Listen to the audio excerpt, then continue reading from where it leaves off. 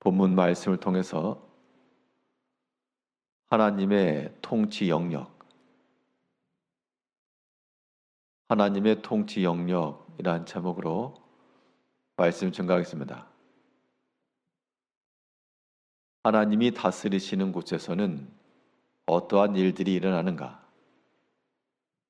또 우리가 살아간 삶 속에서 하나님의 그 간섭과 섭리가 미치지 아니하는 곳은 없으므로 이 또한 하나님의 통치 가운데 있다고 우리가 생각을 해서 그러한 일들이 있을 때 어떻게 판단하고 해석하고 이해할 것인가? 오늘 본문 말씀을 통해 살펴보게 되면 하나님의 다스림 속에 있는 그 일들 속에는 비록 악한 자라도 하나님의 섭리 아래 있다는 겁니다. 즉, 악한 일이 일어났을 때 어떻게 저런 일이 일어날까? 하나님이 과연 살아계시는가? 와 같은 그런 질문을 할 만한 그런 일들이 있을 때라도 하나님께서는 그 악한 일도 하나님의 손 아래 두셔서 악한 자의 악함을 적당히 사용하시고 그 또한 하나님의 일을 이루시기 위해서 쓰신다는 겁니다. 오늘 본문의 내용은 유다 왕 아하시야가 죽은 후 그의 어머니였던 아달랴가 모든 왕족을 다 멸해버립니다. 어떻게 보면 정상적인 그런 모습이 보기 어려운데 그 모든 왕족들을 다 멸하고 자기가 직접 왕의 자리에 오르게 됩니다. 그때 한 아기, 1살짜리 이 왕을 빼내게 되는데요. 이때 이 아달랴라고 하는 사람의 악행이 일어났습니다.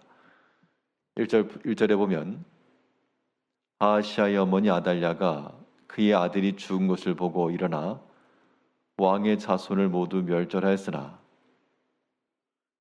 그러면 그 상황을 지켜보는 사람들은 우리가 지금 성경만 봐도 어떻게 왕의 어머니가 그 자손들, 즉 자기의 피부치들일 것인데 그 자손들을 다 죽이는가? 쉽게 말하면 할머니가 손자들을 지금 손자들을 죽인 겁니다. 이게 과연 말이 되는가? 하나님이 과연 이 나라를 버리셨는가? 우리 가운데 소망이 있는가? 그런 지금 일이 벌어진 겁니다.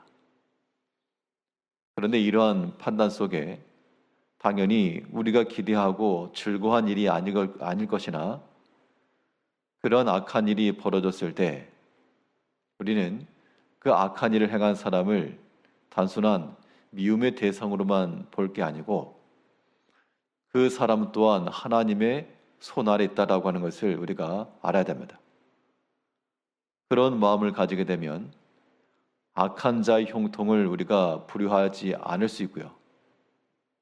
악한 자가 아무리 형통하고 잘 돼도 그걸 불효할 이유가 없는 게 하나님께서 그 악한 자를 지금 악한 날에 쓰시려고 준비하고 있는 거기 때문에 그것을 불효할 필요가 없고, 또 악한 자가 일어나서 자기의 뜻을 이루러 가는 것을 볼 때에도 이거는 그 사람의 계획과 실행이 성공이다 그렇게 보는 것 아니고 그 또한 하나님의 손에서 지금 제재받고 있고 하나님 허락하에 일어나고 있다.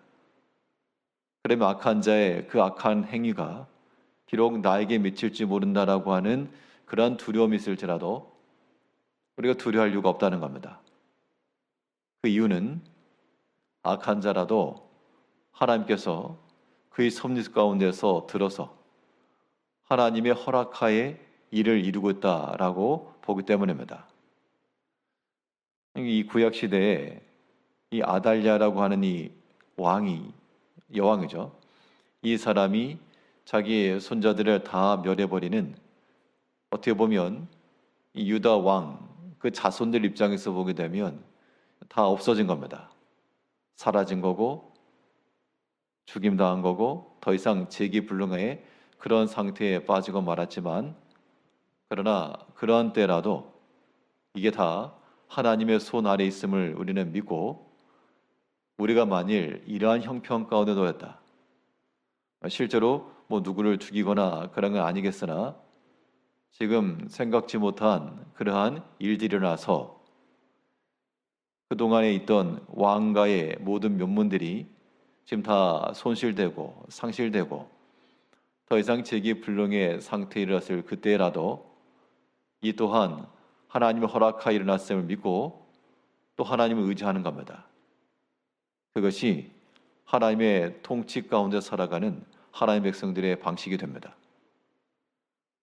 하나님은 비록 악한 자라도 하나님의 섭리 가운데 두고 쓰신다라고 하는 것을 우리가 알아야 되겠고요. 악한 자만 쓰시는가? 하나님의 다스리시는 그 통치 영역 속에는 비록 약한 자라도 하나님께서 그들을 또한 지키시고 보호하시고 들어 사용하신다는 겁니다. 이것이 우리의 소망입니다. 이 아달랴라고 하는 참 극악무도하고 잔혹스러운 그런 사람이 일어나서 이 모든 자손들을 죽이고 본인이 친히 왕이 올라서 6년간을 다스리게 되었는데, 그런데 하나님께서는 그 악한 자의 계획이 성공한 것처럼 보여도 하나님의 또 다른 계획을 준비시키신 겁니다. 그 준비되는 과정이 약한 것들을 통해서 하신 거예요.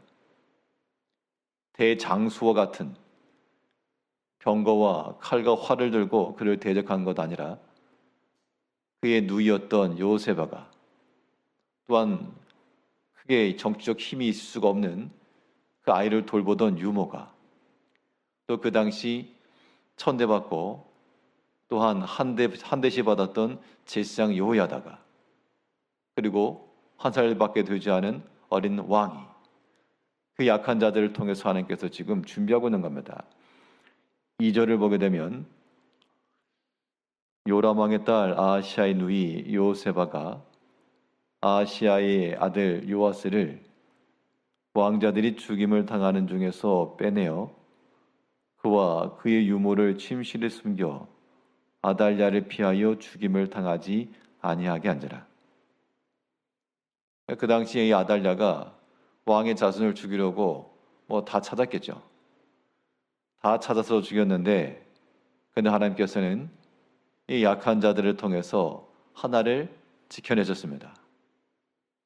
하나님께서 그 약한 사람들, 그의 누이, 유모, 그리고 한 살밖에 되지 않은 요아스라고 하는 그 어린 아기, 그리고 그 당시 존경받지 못하고 또 사람들 왕으로부터 밀림 한 대씩 받았던 제사장, 그런데 결국 그러한 일들을 통해서, 그러한 이들을 통해 하나님께서 이 아달랴의 서슬퍼런 그러한 이 일 가운데서 보여주시고 또한 하나님께서 일을 이루신 겁니다. 6년 동안 숨어 있었다 그랬는데 3절을 보면 요아스가 그와 함께 여호와의 성전에서 6년을 숨어 있는 동안 아달랴가 나라를 다스렸더라. 6년 동안 숨어 있다가 뭐 할 수 있는 게 없죠. 그런데 이제 하나님께서 때가 되니까 그 일곱째 해에 그 요아스를 지켜주었던 제사장 요야다가, 이 요야다 제사장은 참 믿음의 사람이었습니다. 그 사람이 지혜롭게 이제 이 요아스를 왕으로 등극시켜 줍니다. 그리고 하나님과 그 백성들 사이에 언약의 관계를 다시금 회복하여 그 땅 가운데 평온함이 임하였다라고 말하고 있습니다. 17절부터 보게 되면 11장 17절에서 여호야다가 왕과 백성에게 여호와와 언약을 맺어 여호와의 백성이 되게 하고 왕과 백성 사이에도 언약을 세우게 하며,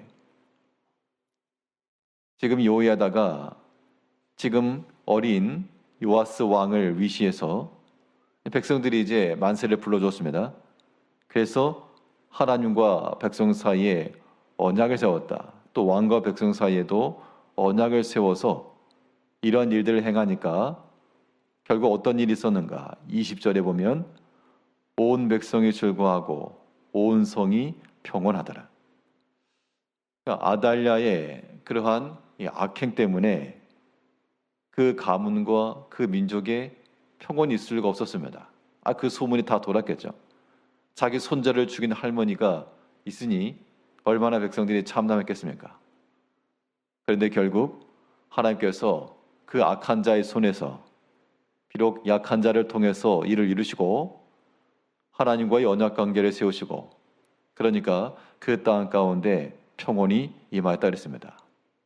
이제 우리 삶 속에서 참으로 어렵고 예상치 못한 크고 작은 일들 때문에 우리 마음의 근심과 어려움이 있을 때라도 하나님께서는 우리의 약한 것, 부족한 것, 작은 것을 통해서라도 지켜주시고 보호하셔서 궁극적으로는 하나님과의 언약 관계를 세운 후 평온케 하실 것을 믿는 마음을 가지고 하나님 앞에 하나님을 의지하며 하나님의 도우심과 그의 간구하심과 그의 섭리하심을 믿고 구하는 성도님들이 되시기를 바라겠습니다.